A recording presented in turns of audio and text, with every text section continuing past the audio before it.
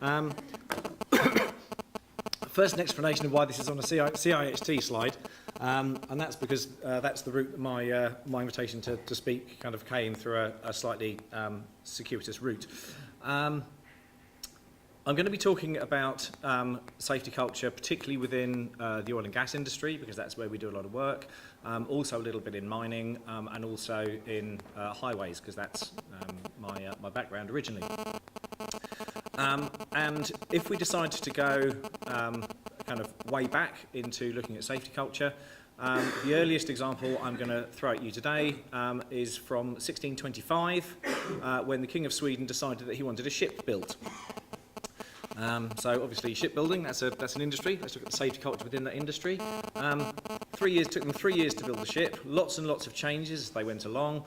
And by the time they got to the end of it, they got this ship and it set sail, and it promptly keeled over and sank in Stockholm Harbour, and a third of the crew drowned. And the people who had built the ship knew that it was going to sink. But all the way through, the king had gone, well, actually, I'd now like it to have this, and I'd now like it to have that. And all the way along, they kind of went, well, who's going to tell him that that's not going to work? Don't worry about telling him it's not going to work, just do it, because he's the king, and he said do that.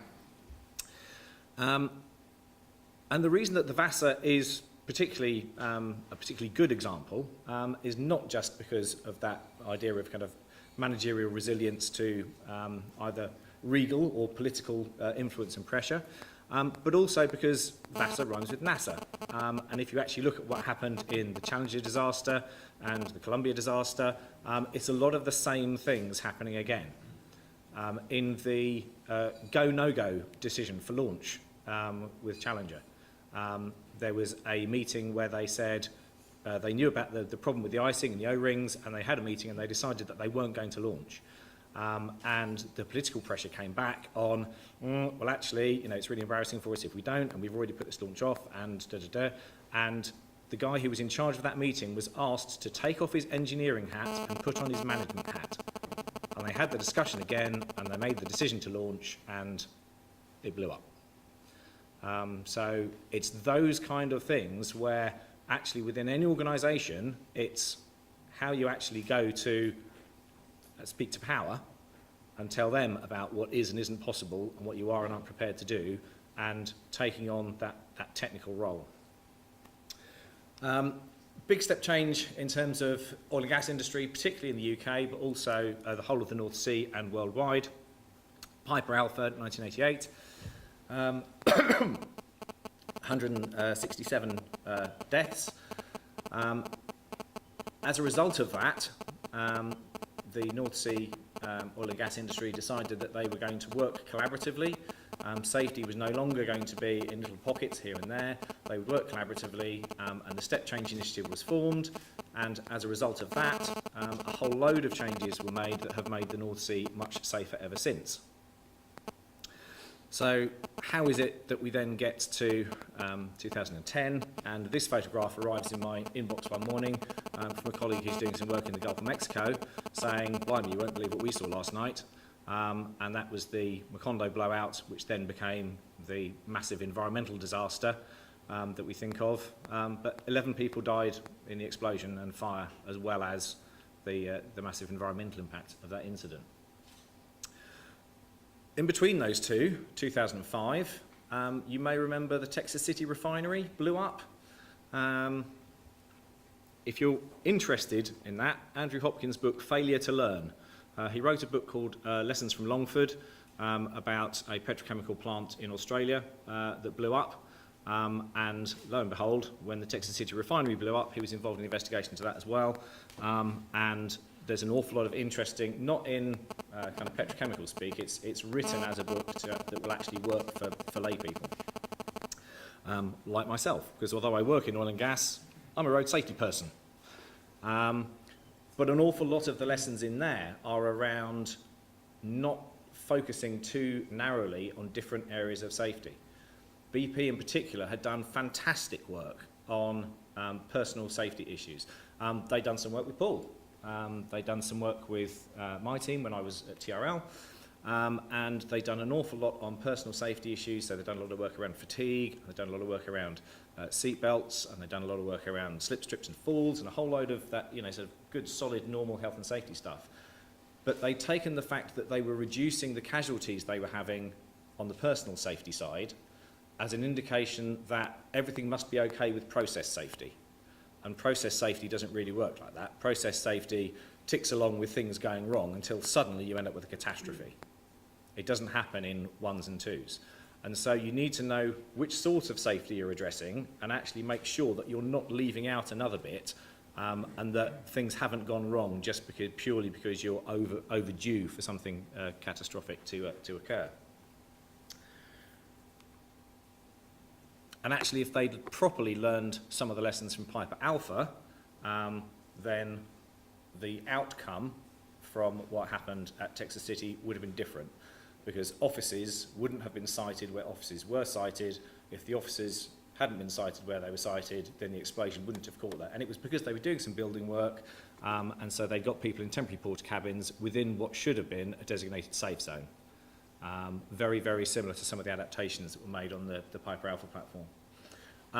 The International Association of Oil and Gas Producers produce a whole different range of really good materials on a whole wide range of subjects.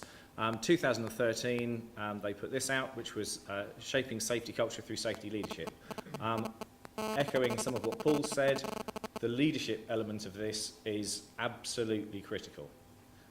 I've done work for people who have been very, very committed about safety, and you talk to the people who are much, much lower down the food chain.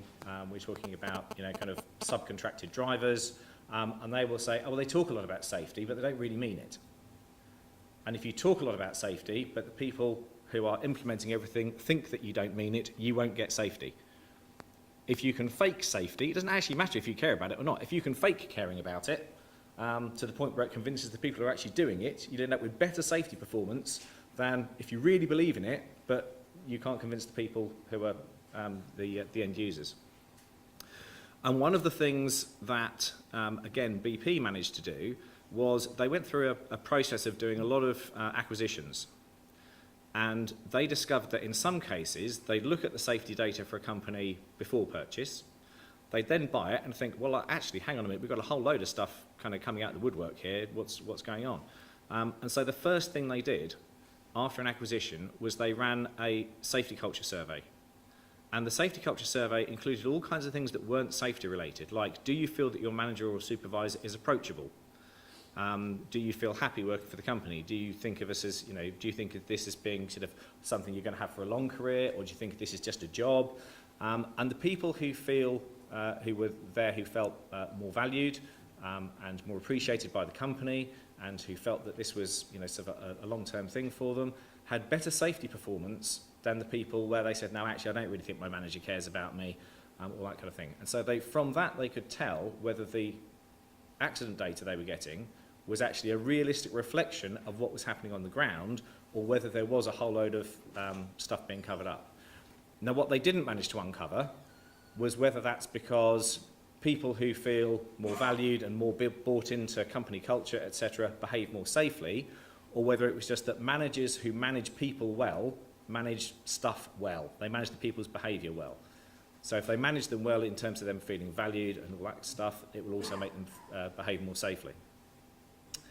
On top of things like the safety culture work, there's a land transportation recommended practice, which first came out in 2005, I think it's its 6th iteration now, last updated at the end of last year, and that's got everything in there for if you're an oil and gas company, or if you're a contractor, or if you're a subcontractor, you want to find out what the industry-wide standards are, that's what you go to, in theory. Within that, there are a number of guidance notes. So guidance note 14, which is up on the screen, is vehicle specification and upfitting. And there's a whole load of stuff that's been in there since 2005, which isn't universal across most of UK industry, for example, and yet these guys are managing to deliver in India, Africa, across the Middle East. Things like dual airbags, things like decent side impact protection. All of that has been in their specifications since 2005.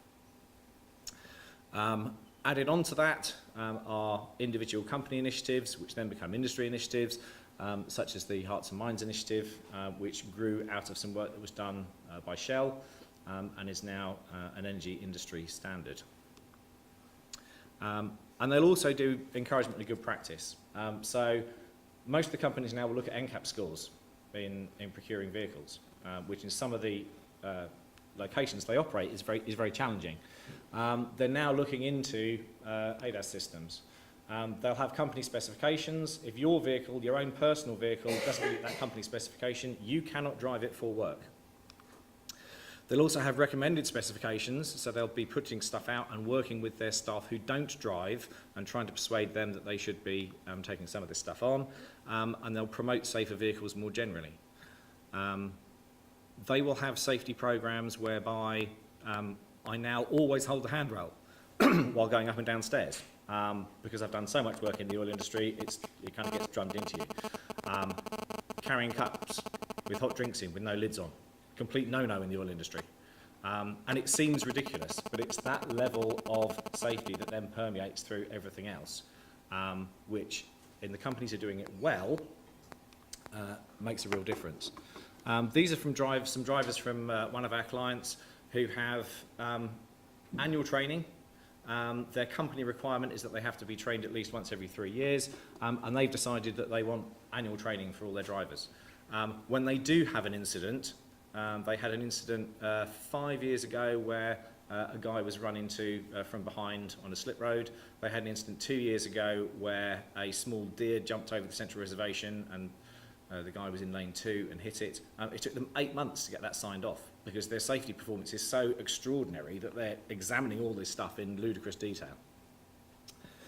And if they look at the root causes of their road safety problems, from incident investigations, land transport safety audits, that kind of thing, they find that most of the time it's not a problem with the hardware, some of the time it's systems and procedures, and most of the time it's attitude, behaviours and values. So not dissimilar to what we already know about road safety problems.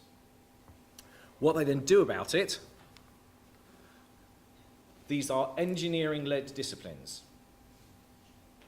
So they put loads of effort into the hardware, they put a bit of effort into systems and procedures, and they actually do very little about attitudes, behaviours and values. And if you like, you can think about that as being the MOT regime, our traffic laws, and pass your driving test at 17 and off you go, see you when you're 70. It's not that dissimilar to some of what we've done as a society. But when they do put effort into things like hardware, it doesn't always go well because they haven't got the safety running through everything. This was a seismic exploration camp in Kenya where we made ourselves really, really popular by putting prohibitions on 13 of the 30 vehicles that were supposed to be working that day because they didn't meet the specifications they should have done, because they'd hired them locally, because they were trying to do a good community investment programme, and so they were going to the local community and just using the vehicles that were available there, regardless of the fact that actually there were some of them that had been MOT rejects from Europe from kind of 10 years earlier. Some of them, the one 4 back there you can see with a bull bar fitted, again it's been oil industry standard practice for the last 12 years that no bull bars on any vehicles.